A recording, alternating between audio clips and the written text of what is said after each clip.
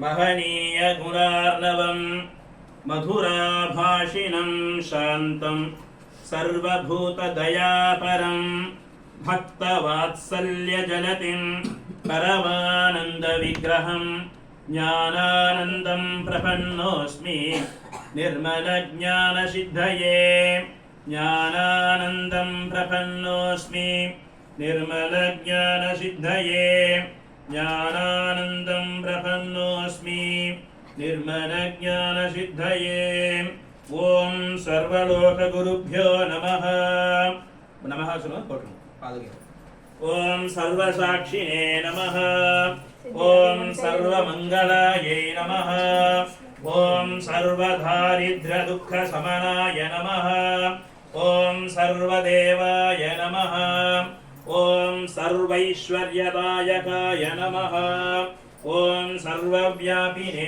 नमः ओम श्री सर्वशक्ताय नमः ओम श्री सर्वलोकप्रशमनाय नमः ओम श्री सर्वलोकहितङ्कराय नमः ओम श्री सर्वदुष्टसंहारकाय नमः ओम श्री सर्वशिष्टपरिपालकाय नमः ओम श्री सर्वेश्वराय नमः ओम श्री सर्वागमस्वरूपाय नमः ओम श्री सर्वागमतत्वाय नमः ओम श्री सर्वभुवनेश्वराय नमः ओम श्री सर्वदेवस्तुताय नमः ओम श्री सर्वभूतहृदयस्थाय नमः ओम श्री सर्वज्ञाय नमः ओम श्री सर्वशास्त्रविदे नमः ओम श्री सर्वस्वरूपाय नमः ओम श्री सर्वेष्टार्थकाममोक्षप्रदाय नमः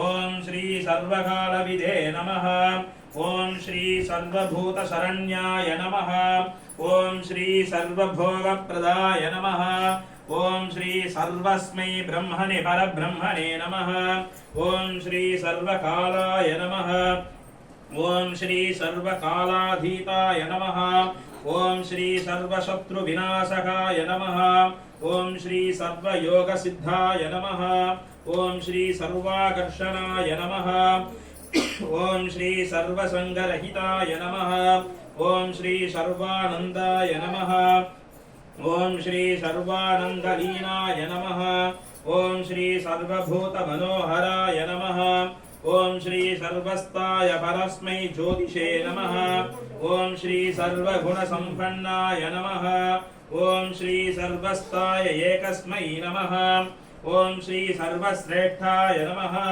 ओम श्री सर्वलोकमनोरञ्जिताय नमः ओम श्री सर्वभक्तपरिपालकाय नमः ओम श्री सर्वेन्द्रजिते नमः ओम श्री सर्वश्रेष्ठोत्तमदेशप्रदाय नमः ओम श्री सर्वोपनिषद्रूपाय नमः ओम श्री सर्वोपनिषद्रसाय नमः ओम श्री सर्वदेवैक्याय नमः ओम श्री सर्वदेवांसाय नमः ओम श्री सर्वशक्तिप्रदाय नमः ओम श्री सर्वेशाय नमः ओम श्री सर्वतत्त्वोपदेशकाय नमः ओम श्री सर्वदेशकालनिर्मुक्तरूपाय नमः ओम श्री सर्वदेवस्वरूपाय नमः ओम श्री सर्वकर्मफलप्रदाय नमः ओम श्री सर्वधर्मसंरक्षकाय नमः ओम श्री सर्वाधाराय नमः ओम श्री सर्वमात्रात्मने मंत्रात्मने नमः ओम श्री सर्वतंत्रस्वरूपाय नमः ओम श्री सर्वयंत्रप्रवर्तकाय नमः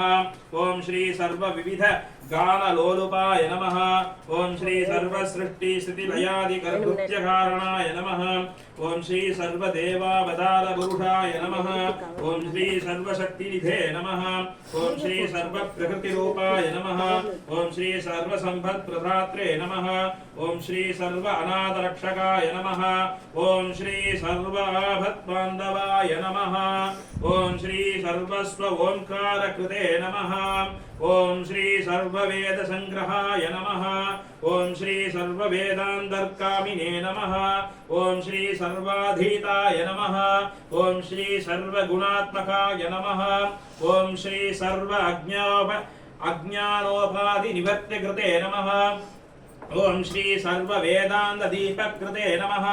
ओम श्री सर्व वेदांत दीप प्रकाशकाय नमः। ओम श्री सर्व लीला विनोदिने नमः। ओम श्री सर्व निगमांतर्वासिने नमः। ओम श्री सर्व सत्यैक रूपाय नमः। ओम श्री सर्वांतर्यामिने नमः। ओम श्री सर्वालीला मानुष विग्रहाय नमः। ओम श्री सर्व संकल्पाय नमः।